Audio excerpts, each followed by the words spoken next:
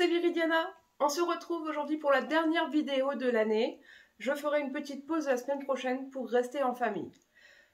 Je suis ravie de vous retrouver, j'espère que tout le monde va bien et que vous préparez vos fêtes de fin d'année dans la plus grande joie et dans la plus grande sérénité.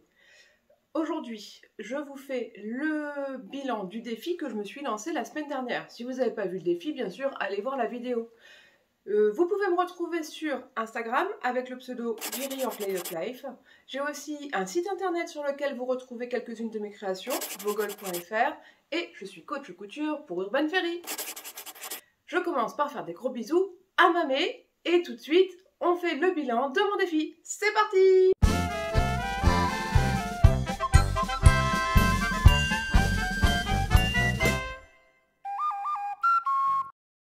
Donc, un tout petit rappel pour ceux qui ne vont pas revoir la vidéo. La semaine dernière, mercredi 14, je me suis rendu compte que j'avais pas cousu du tout de cadeau de Noël, alors que mon fils m'en avait demandé. Je m'étais donc lancé le défi de coudre 2 t-shirts Hercule, un t-shirt Achille, un sweat capuche pour mon plus jeune, un sweat capuche boy pour mon grand, un gilet burda aussi et un pull Titus de la maison Victor. Allez, je vous fais voir ce que j'ai réussi à faire. On commence par les t-shirts Hercule.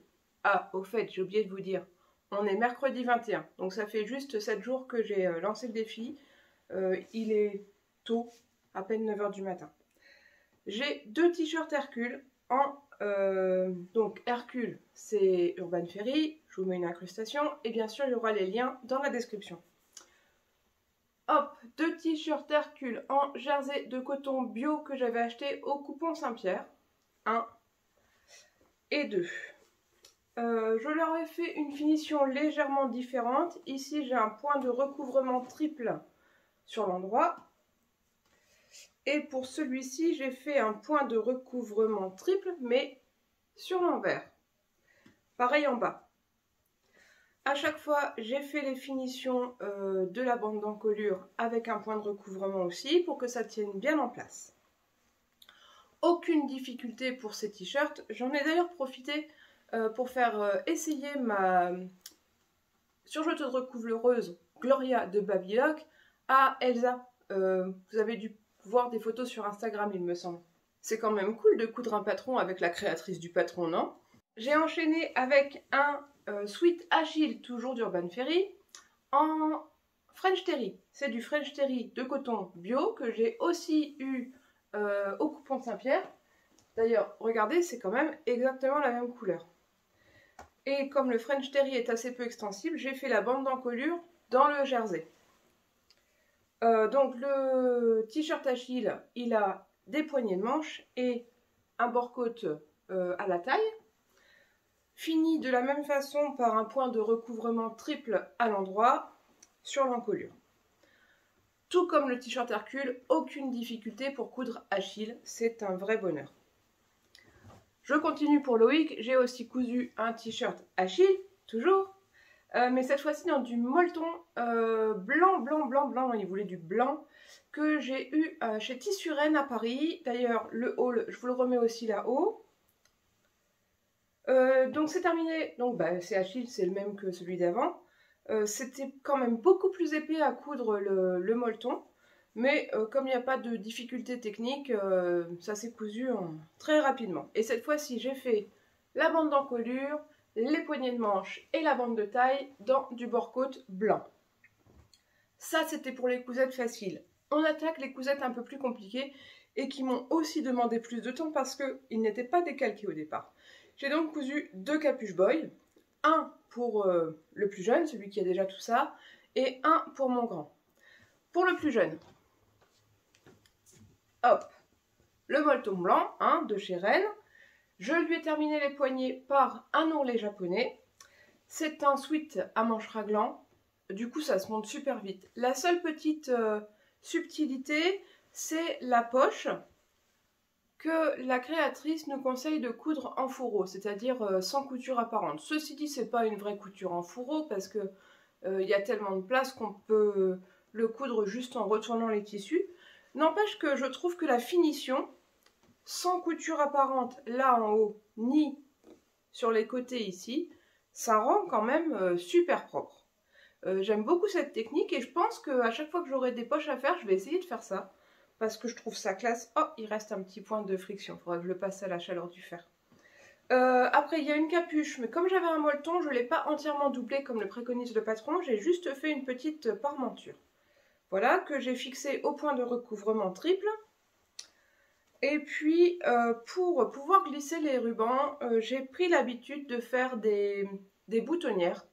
Parce que je me suis aperçue que quand on pose des œillets, ça finit toujours par s'en aller sur un tissu un peu extensible comme ça, à moins de vraiment thermocoller en dessous, mais tu perds le fluffy du molleton, enfin bon. Du coup, je fais des boutonnières maintenant. Et il a choisi un ruban, enfin pas un ruban, un cordon blanc, pour être vraiment blanc. Ça, c'était mon premier capuche boy. Pour le deuxième capuche boy, donc pour mon grand, j'ai aussi dû redécalquer le patron parce qu'il fait une taille de plus. Et j'ai voulu faire des finitions aux petits oignons, sauf que, en fait, sur ce tissu très épais, c'est compliqué, quoi. Alors, les mêmes codes, hein, la capuche, les raglans, les bandes de taille, bandes de poignet. Mais j'ai voulu incruster un passepoil dans les raglans, ce qui rend plutôt bien, hein, ma foi. C'est pas mal. Sauf que ça donne des épaisseurs en plus pour coudre. Pas évident. Et j'ai voulu faire une finition plus propre à la jonction entre la capuche et le vêtement. Donc j'ai inséré un biais en jersey blanc. Mais ça, c'était une galère sans nom en fait. La première couture, ça va bien, puisque que tu mettes 2 épaisseurs ou 3, ça passe. Mais quand il a fallu surpiquer ce fameux biais, là, j'ai galéré. J'ai cassé 4 aiguilles. 4 aiguilles de ma recouvreuse. J'avais prévu, entre guillemets, le coup, c'est-à-dire que j'avais fait un point de recouvrement, mais double, avec les 2 aiguilles écartées, pas triple. Et ben, j'ai cassé 2 fois des aiguilles.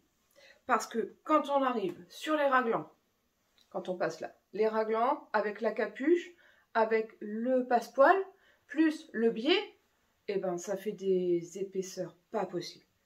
J'ai fait comme j'ai pu. Alors, je vous fais voir de près un endroit qui est beau. Voilà, cette partie-là, elle est plutôt pas mal. J'ai fait un point de recouvrement double, large, avec l'envers vers l'extérieur. Comme ça, à l'intérieur, ça plaque mon biais et ça fera une finition propre et douce, en principe. Sauf que j'ai eu quand même quelques vagues que j'ai cachées ici, notamment par une petite étiquette, mais ceci dit, ça rend bien. Je suis pas hyper satisfaite. Vous voyez, ici, j'avais cassé l'aiguille, j'ai dû faire une jonction. Vous allez me dire, en courant vite, ça se verra pas. Non, c'est vrai, ça se verra pas. Mais moi, je le sais, il n'est pas parfait, celui-ci. Je voulais justement qu'il soit parfait en faisant des super finitions, et il n'est pas parfait. Bon. Allez, donc de la même façon, la poche, elle est cousue en fourreau sans couture apparente. C'est pareil, il me reste mon petit point de friction ici, il faudra que je le passe au fer. Et puis, ma foi, c'est un patron que j'aime beaucoup. J'en referai, mais sans chercher à faire de finition comme ça. Bon, on est à combien là du coup 2 Achille, 2 Hercule, 2 Capuche Boy. On est pas mal. Oui, mais vous me direz, j'ai pas encore le cadeau de mon papa. Alors, j'avais prévu de faire le pull Titus de la Maison Victor, avec un col châle, comme on me l'a fait remarquer dans la vidéo de la semaine dernière. Je me suis trompée, j'ai dit col camionneur, mais c'est vrai que le col camionneur est fermé par un zip. Là, c'est bien un col châle, un col qui vient se croiser devant, et c'est marqué de toute façon dans le magazine, un col châle. Alors, hop, j'ai coupé toutes mes pièces. Ça ne saurait tarder. Là, on est mercredi matin, il me reste encore cet après-midi pour coudre. Je pense que j'aurais fait le pull Titus pour mon papa. Et j'avais dit aussi que je ferais un gilet Burda. Donc, c'est ce gilet-là. Toujours pour Loïc, mais comme je lui ai fait un sweat Achille en plus, le gilet est bien tout coupé, mais il n'est pas cousu. Comme Loïc n'est pas sans cadeau pour Noël, je pense que je vais m'atteler au pull de mon papa et je ferai le gilet pour Loïc pour Nouvel An, hein, voilà. Donc comme je vous disais, j'ai encore tout mon après-midi pour coudre. Je vous fais un petit point en fin de journée et puis voilà. Voilà, j'ai marqué sur mon col, donc j'ai assemblé les deux parties du col ensemble par le grand côté. J'ai marqué les angles ici et ici. Et même chose sur le devant, j'ai marqué les angles pour pouvoir coudre bien au carré. J'ai épinglé le petit côté du col sur la partie carrée de l'encolure, le bas de la partie carrée de l'encolure. Et je vais piquer du début du col jusque pile poil, on ne les voit pas très bien là, mais la marque de l'angle que j'avais tracé à la craie. Voilà, je suis contente, c'est pas mal du tout par rapport à mon repère. Maintenant, je vais fendre de l'angle ici jusqu'à l'extrémité de ma couture. Et ensuite, je vais piquer sur quelques centimètres en tournant le col pour avoir un bel angle bien carré. Voilà ce que donne mon angle sur l'envers et sur l'endroit, ça donne quelque chose comme ça. C'est plutôt pas mal, hein? Allez, je poursuis la couture à la surjeteuse. Avant de passer à la surjeteuse, je vais coudre le deuxième petit côté du col sur le premier. Vous voyez le sandwich que ça fait? J'espère franchement que ma machine à coudre va avaler ça sans problème. Donc il y a l'épaisseur du col, enfin de l'encolure là, qui est la toute première ici. Deux épaisseurs du col, une extrémité, et les deux épaisseurs de l'autre extrémité. Ça fait quand même pas mal. Allez, je couds ça et je vous fais voir le résultat de l'encolure carrée. Voici donc le résultat de cette encolure carrée. Voici un angle, hop, et l'autre ici. Et ben, je suis assez satisfaite du résultat, hein, ça fait propre. Donc maintenant, tout le reste, je me recule un peu, tout le reste de l'encolure, du col, je vais l'assembler à l'encolure et cette fois-ci à la surjeteuse. Alors voilà, pour commencer à coudre le pull de mon père, le pull Titus, il faut que je modifie l'enfilage de ma surjeteuse recouvreuse Gloria de Babylock. Actuellement, je suis montée en recouvreuse blanc et je veux être en surjeteuse rouge. C'est parti!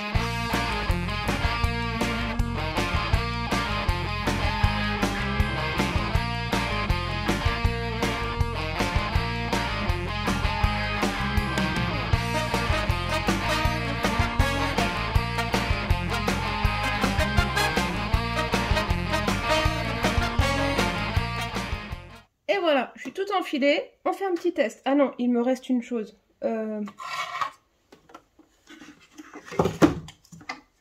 La petite plaque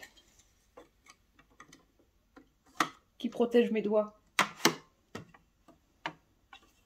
Et ici, tant que je n'ai pas relevé en position couture, je ne peux pas fermer.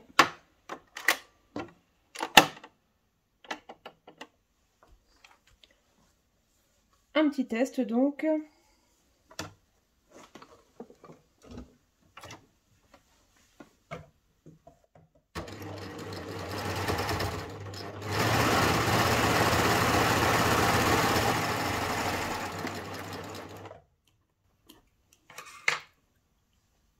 Le point est régulier, la boucle se fait bien sur la tranche et c'est bien fermé ici. Je vais juste raccourcir un peu le point. Voilà, je suis prête à coudre pour mon père.